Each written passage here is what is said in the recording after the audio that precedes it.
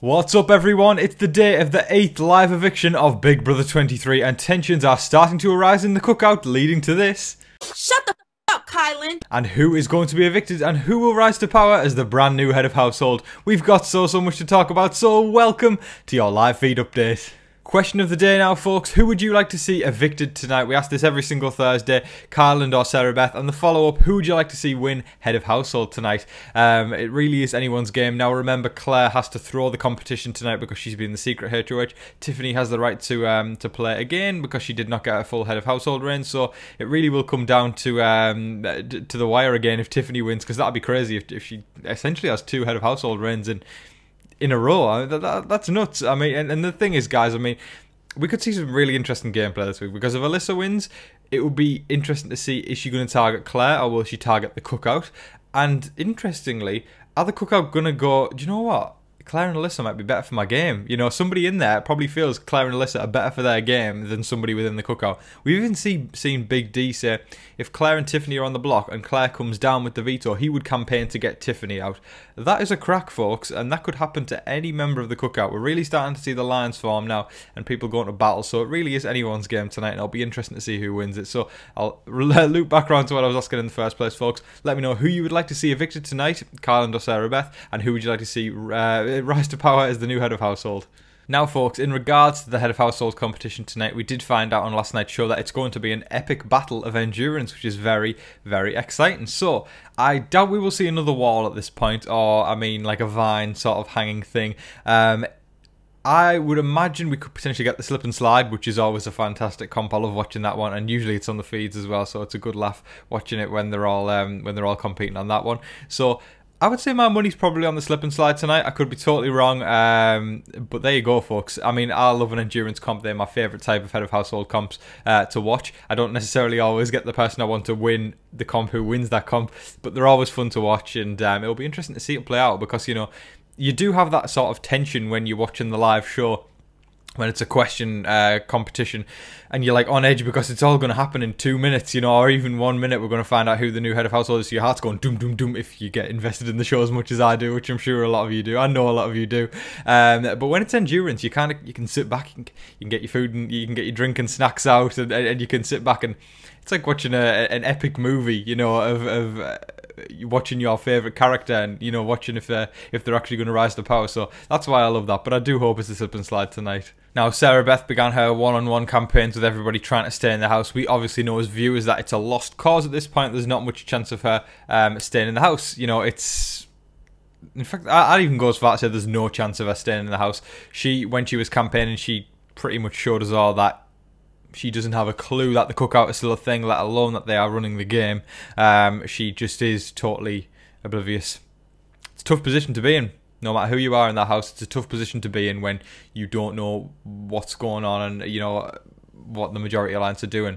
As a viewer, you can go, wow, hell of an impressive gameplay, because the cookout, nobody's cracked them, nobody's done anything, and you've got to take it out after them for that. They've done great, you know, they've controlled everything, and it's not like the committee, it's not like 6 shooters or Grateful. It is literally a group that has remained in the shadows and nobody's found out what they're doing, and they've controlled the whole damn game, so, or the majority of the game, so props to them for that. But, you know, and I always give credit due where credit's due, and Sarah Beth, she pretty much knows she's going. I think she realises, you know, even though she doesn't realise the cookout's a thing, she realises she's not staying against Kyland, but she's still campaigning, and I respect that, because I always talk about last year and the so-called all-stars who, when they were put on the block, they'd just whine and cry and mope.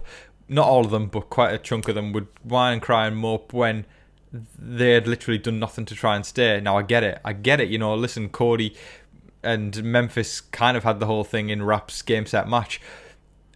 But it doesn't harm to try. It really doesn't harm to try. Because even, you know, people's backs have been against the wall this season when it's pretty much been game, set, match, and they've still tried. Like, think about Christian. At first he didn't do much, but then he kicked it in, and I was very impressed. He spent 4 days hustling, and even though he knew he was going, he kept trying, and I've got a lot of respect for that. So, same goes for Sarah Beth. Got a lot of respect for her for still campaigning. So in regards to Kyland's campaign, of course, folks, we know that he goes full on Larry King style. He becomes the king of the chat show.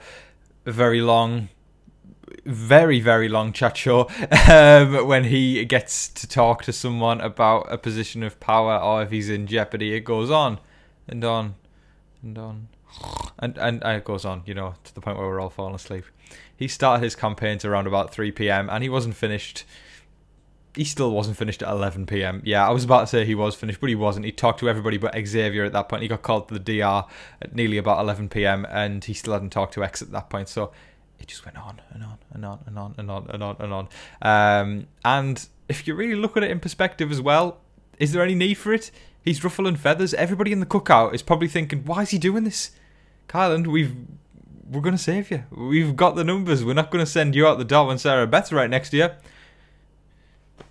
I mean, I get it. You can do it for cover. But listen, Sarah Beth campaigned for about a total of 2 hours. Kyland still wasn't done after 7 or 8 hours. The mind boggles, folks. If anything, it's just going to be pissing more people off in the cookout and securing Kyland a nice finish of 6th place. There's not much more to say on that. He needs to cool it down. He needs to cool it down. Because, listen, he's a good talker when he's not talking so long. So he needs to cool it down and he can get his game back in check. And, listen, when it comes down to the cookout as well at the final 6, if it is going to be split down the middle, it's going to be the guys versus the girls. Kyland needs to make sure that he's fighting because X is going to be fighting for himself, essentially, because Big D's probably not going to win any comps. And Big D isn't really playing the game very hard, so it's kind of going to be X versus the girls at that point. Listen, I would say ours is probably the weakest player of the girls as well. She's still playing the game probably more than Big D is, though. But I think it's going to be a big showdown of X versus Tiffany and Hannah, unless Kyland can get his head back in the game. Moral of the story, he doesn't need to campaign that hard, and it's probably just annoying people and rubbing it in their faces when the cookout know we are going to save Kyland and send Sarah Beth out the door. So Kyland, stop campaigning to me for 8 hours. Now, Xavier is planning on throwing this next head of household competition, or so we believe anyway. He's really going through the ideas of what is going to work for my game moving forwards, because he feels if he wins head of household, he's going to have to put Claire and Kyland next to one another on the block, because then Kyland will have to compete in veto, and he strongly believes that both himself and Kyland could win the veto and ensure that Claire leaves the house. But he is worried about that one factor, and I like this because he's actually not. So many people go, oh, we'll put this person next to this person on the block, and oh, we'll win the veto, yada yada yada. You can't just say we're going to do that. You got to look at the idea of what if Claire does win. So do you know what? Props to Xavier for actually looking at all sides there and going, do you know what? If Claire does win and Claire pulls herself down, Xavier's got no choice but to target Alyssa, and Alyssa's closest person in the house right now, it's Xavier, and that will majorly annoy Alyssa, and Alyssa's probably not going to vote for X in the end after that, so he's thinking about jury votes there, which is fantastic, and he's going, do you know what? It's not worth me winning it. I'll let somebody else take the shot. I can work behind the scenes and try and get Claire out, because, do you know what? If Claire does somehow win the veto, and then Alyssa goes to the jury, Claire somehow wins head of household the following week, X basically, he did say he's majorly at that point, and he's right, so props to him for looking at all sides there. I do respect the gameplay heavily. Now, an interesting thing to think about is if Kai is going to be this pawn that everybody's talking about, because it never seems to be the talk of putting Claire and Alyssa on the block together for some reason. It's always Claire and Kai, or Alyssa goes up as the replacement, or, you know, that sort of thing. It's never just Claire and Alyssa together. So Kyland, after this week, is probably going to start to go, oh my god, what's going on here? I'm definitely not in a position in the cookout that I'm wanting to be at, because it'll follow out of a week of Sarah Beth leaving the house. That'll annoy him, followed by him being a pawn. And then if he somehow wins head of household again, which he has shown he's capable of, he's won it twice, plus Sarah Beth's reign where he basically controlled it, he can win it again, and then Lord knows what he's going to do. He could blow up the game, because he'll be so probably beat and annoyed at the fact that he's been treated like this low-class member of the cookout, or the person at the bottom of the cookout, and it's going to be unpredictable what he does. Listen, right, I know a lot of people have been going, oh, the game's predictable, the game's predictable. I don't necessarily think it has. When it gets down to the 6, that is when the fireworks are going to hit. If it is the cookout at the final 6, it's going to be all-out war. All those people in the cookout are playing hard, and when they start taking shots at one another, we've got a showdown, folks, and I'm very, very excited for it, and may the best person win when it gets to that point, because I've said it multiple times, and I'll say it again, this really is X's game or Tiffany's game to win. I do feel X, whilst people have been saying he's in the best position in the house, which I agree with, just because you're in the best position in the house doesn't mean you're the best player. I strongly believe Tiffany is playing the best game so far. X is in a great position, but Tiffany, I do believe, has played the strongest game, and if she gets to the end, she deserves the I was about to say $500,000 there, but we've got to remember this year, folks. It's $750,000. And to be honest, The gameplay that's happened over the past couple of years has only rewarded $500,000. I'm glad this year it's rewarding $750,000 because the gameplay has been so much better.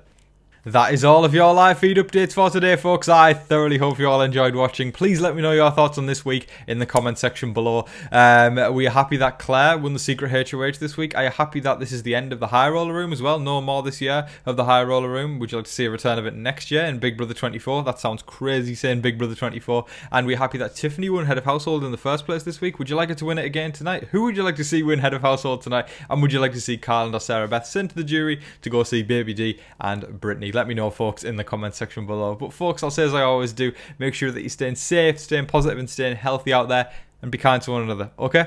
But folks, in the meantime, please don't forget to like, share, comment and subscribe. But until your next live feed update, I've been your host Tom Vasey. Good night.